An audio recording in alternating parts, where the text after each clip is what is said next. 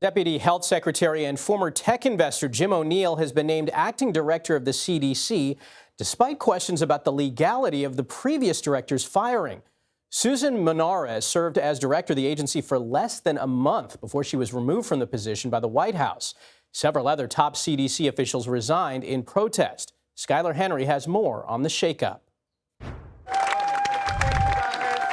The turmoil inside the CDC spilled outside the agency's Atlanta headquarters. Hundreds of current and former employees gathered in a show of support for top officials who have now either quit or been fired.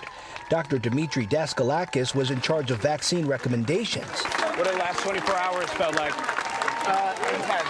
Yeah? But a lot of love for the CDC. Along with the CDC's chief medical officer, head of infectious diseases, and head of public health data, Daskalakis resigned in protest. CBS News medical contributor Dr. Celine Gounder spoke to Dr. Daskalakis. Something is wrong when politics rules science, and we're not able to have the best science, true gold standard, make sure that we're doing the right thing for the people that we serve. It was a show of outrage from federal workers in a week when the administration also suspended about 20 workers at FEMA for publicly criticizing cuts at their agency. Health and Human Services Secretary Robert F. Kennedy Jr. had been pushing for the CDC's director, Dr. Susan Monarez, to leave. There's a lot of trouble at CDC, and it's going to require getting rid of some people. Monarez refused to go, and Wednesday night, the White House fired her. If people are not aligned with the president's vision and the secretary's vision to make our country healthy again, then we will gladly show them the door. A lawyer for Monarez says she was fired because she refused to rubber stamp unscientific, reckless directives. This is what makes CDC great. Dr. Daniel Jernigan was a director responsible for infectious diseases. Let's get the politics out of public health. Let's get back to the objectivity and let the science lead us, because that's how we get to the best decisions for public health.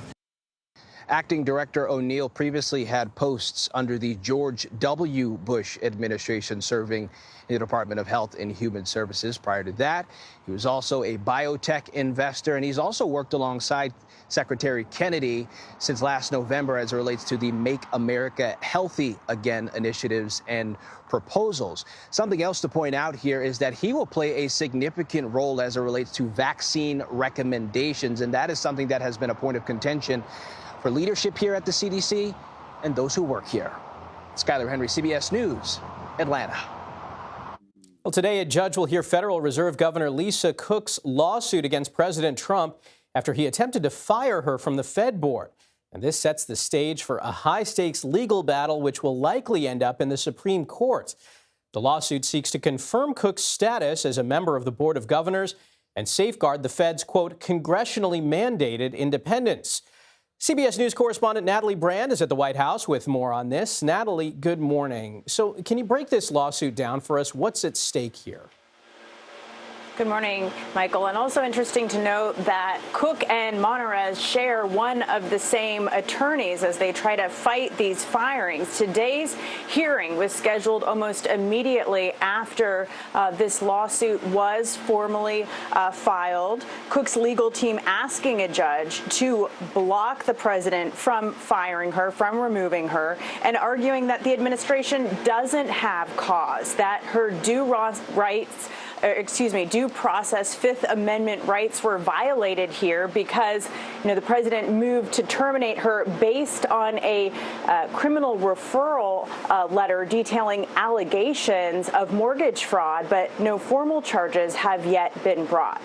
So that's one argument here. They also, her legal team says that cause, while not clearly defined in the Federal Reserve Act, should be thought to involve official conduct and not private conduct based on, this allegation that was made before she was formally nominated. Now, the White House, they are defending the move, saying that the president had the authority to fire her and that there was cause based on, this accusation of lying in financial documents from a highly sensitive position overseeing financial institutions. That's the latest statement we have from the White White House. Ultimately, this will be up to the courts to decide, and potentially very quickly, because the next time the Fed board and the committee that makes decisions on interest rates is set to meet is mid-September, and all of this coming amid the president's push to exert more control over, what's typically been the independent Federal Reserve in his push to lower interest rates, Michael. All right, Natalie Brand at the White House. Thank you.